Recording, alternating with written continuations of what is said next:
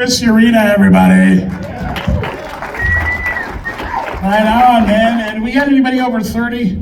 No. Yeah. No. Isn't it hard to make friends after you turn 30? Right? You know what I mean? Like, the only friends you had were the ones you work with, and you don't really want to hang out with those fuckers. We got a new employee at work, and I don't really got a lot of friends, so I was talking to him, and my go-to is self-deprecation, right? I instantly start talking about my tiny dick. Fuck you. But I'm talking to him about this, and he goes, yeah, well, I don't have that problem, right? And I said, oh, yeah, dude, you don't? He says, no, I don't. I says, oh, yeah? Let me see it. No, I'm just kidding. Unless it's funnier. All right. So I tell this guy, and we're going to hang out, whatever, we're kicking it, because the worst thing you can do, dude, is get to know somebody, and then they turn out to be a Raiders fan. Yeah. Whoa. That's how I know there's no Mexicans in this motherfucker. Hey, what the fuck are you talking about the Raiders? Howdy. Not today, puto. I'm just kidding. But, so I invite him out to dinner, I say, hey, why don't you bring your wife, And I'll bring my wife, we'll go out to dinner. Well, me and my wife are sitting at the table, and this guy comes with a little 4'5" Filipino lady. And I was like, you motherfucker, of course you've never heard any fucking complaints. My wife's 5'7", I'm playing on a fucking regulation hoop, bitch.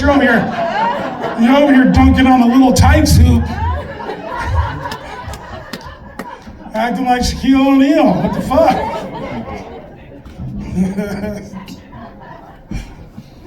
I didn't ask her though, I wanted to.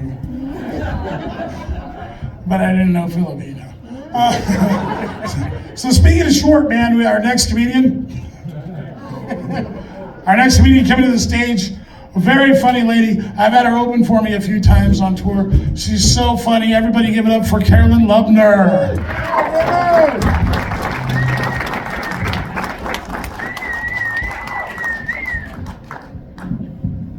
He normally does not lower it for me.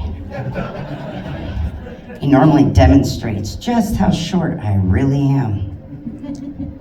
Like that needs any demonstration. He is correct, I am extremely short. I am 4'10" and 3/4 inches. That counts. That 3/4 is very fucking important. At the DMV, they round me up to 4'11". And you'd think, why is that important?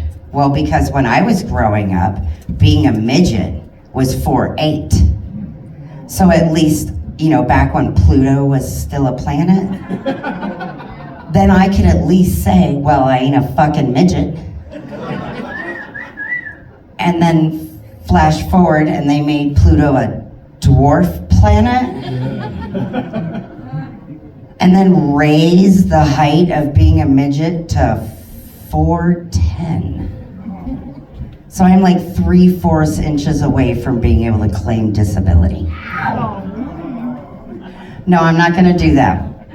I'm already a disabled vet. I was in the United States Navy. Thank you very much. I was very proud of my service. As you can imagine, from my height, I had to have a height waiver because you have to be 5'2" to join the military. I did not qualify for that. But in the late 80s, early 90s, they really wanted people, so they gave me a height waiver and a mental health waiver and a juvenile criminal history waiver. I had a couple of waivers. They really wanted me. It's good to be needed, especially at such a young age, to see somebody fight for you so hard. I actually really enjoyed my time in the military. I come from a family of nothing but military. My mother's side is Navy, all the way back to, when we founded our country. And my father's side is Air Force, all the way back to the Army Air Corps. So it's like people ask me if I drank the Kool-Aid, and I was like, no, it was in my breast milk. And seeing how my mom was stationed, or my dad was stationed in the Philippines, and she was with him. And for those of you who don't know, in the Philippines, the beer has formaldehyde in it because they don't really have like refrigeration. So my breast milk also had formaldehyde. So that explains a lot about me as I got older. When they're like, why are you the way you are? Ask my fucking mother. Another thing I learned when, and being in the military, you have a different sense. You look at things differently than when you're a civilian. Growing up, I knew my dad cheated on my mom, and I was a little bitter about it. Couldn't understand why. And then I joined the Navy, and I go to a couple of countries and have some fun. Tijuana was amazing. But I digress. My dad was stationed in the Philippines when he cheated. So as an adult, I asked him, Dad, adult to adult, why did you cheat on Mom? And he said, well, honey, it was $1.40 for a blowjob and a beer at the bar. And the military me couldn't argue with that. That sounds fucking amazing. I didn't get to go to the Philippines. It wasn't like that in Tijuana. Shit. I had an amazing time. One of my favorite things was military acronyms. And I love how this younger generation is all about acronyms, because I can understand what the fuck they're saying. Some of my favorites: CYA, cover your ass. KISS, keep it simple, stupid. But the one that gets me in the most trouble in the civilian world, now remember, this is an acronym, bear with me. Cunt. Can't understand normal thinking. It is a non-binary term.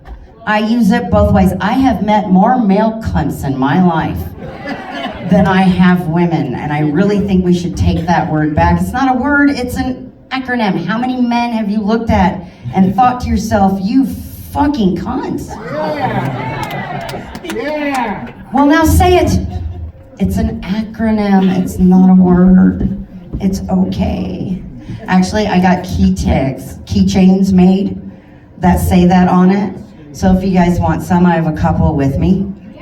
Come see me in the back. They're actually kind of fun. After the Navy, though, I became a mom. And I did the whole PTO and den leader thing for Cub Scouts.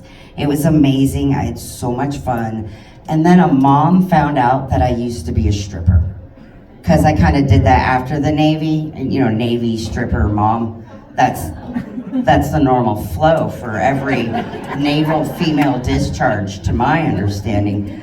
So then all of a sudden they were like, I'm immoral and shouldn't be near little boys. And I was like, oh my God, I was a stripper, not a priest. Calm the fuck down. Later, the girl who reported my past got busted for stealing from the pack. She stole enough money that she's now a felon.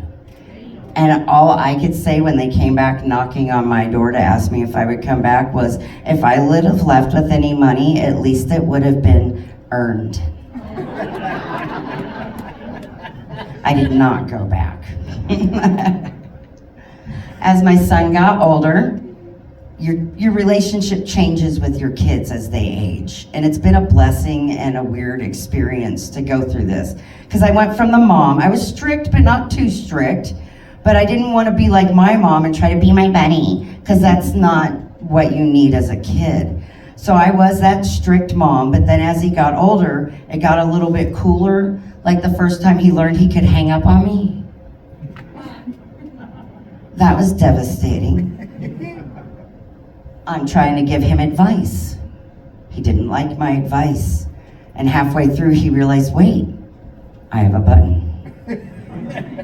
And he used it, the fucker. So I call him back. And he didn't answer. And I waited 5 minutes and I called him back again. And I left a guilty voicemail because I am partly Jewish. It's in my genetics to do the whole look. All I ask for is a text message once a week saying I'm alive. I didn't think this was too much. You moved far away. I took care of you. All I'm asking for is I'm alive. 4 days later, I got a text that said, I'm alive. The only time he does seem to call me is those 2 a.m. drunk phone calls. That's not something I was prepared for. Otherwise, I would have my phone ready for record. His 21st birthday, he decides we're going to Vegas. Mommy used to strip in Vegas. So, I didn't know they were doing this trip. He's out of the house, none of my business. But it's like 1 a.m. and I get this phone call from my son. And he's like, Mom, are you awake? I am now. Guess where I'm at? On the phone with me? I'm in Vegas. Oh, cool, that's right. You're there for your 21st. Have a great time. No, wait, Mom. What club did you work at?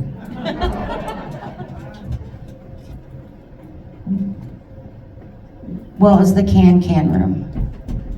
Okay, cool, thanks, Mom. And then he hangs up. And then I think to myself for a minute, how healthy was that phone call? Exactly. I figured the damage was done. He's 21. What the fuck? I never hid from him what I did because I never did anything I would be ashamed of. I always thought, what would happen if somebody saw this? Like, oh, I don't know my dad. So I did my best to keep it within that mindset while dancing. I was there to make money, not look for a husband, which so many men seem to think. I'm so sorry to disappoint you men. Here's a reality check. We are not looking for a husband. We're looking for part of your paycheck, but not the husband material. I have actually seen men propose to women on stage. How do you think this is gonna go? You only see her the night she works. You're coming up on the stage with an engagement ring. The next day, she's coming back with some other piece of jewelry. She pawned that shit. Half of us secretly wear earplugs in our ears that we cut in half so you can't see them. So that's why we're just smiling and nodding like we're stupid. Because I can't fucking hear you. Lap dance? Okay, yeah, I got that. The other thing I learned, I like to talk to people, learn things about people. I was a sexual assault victim as a child and through a greater part of my life. So it was curious to me when I started hanging out with strippers and my stories weren't weird to them. Like growing up, when I would mention the fact that I gave my stepfather back rubs, other girls would look at me like I was weird and then I'd lose that friend group. Oh, no. I did that in the strip club and they're like, oh my God, what kind of lotion did he have you use? So then I was like, wait a minute, maybe I'm not alone in this world. So I started asking all the girls in the club. The only ones that are not victims are bartenders and cocktail waitresses. So all we're up there doing is trying to get our power back, and we're all just a bunch of traumatized women. So yeah, I hopefully that doesn't ruin it for you the next time you go to a strip club and Candy goes up on stage giving it her best. You're not wondering to yourself, was it her uncle or her stepdad? Both. It was both. Well, that's my time, guys. Thank you so much. I truly appreciate you. You've been amazing. Give it up for Art. Thank you. Yeah. Carolyn Lubner, everybody.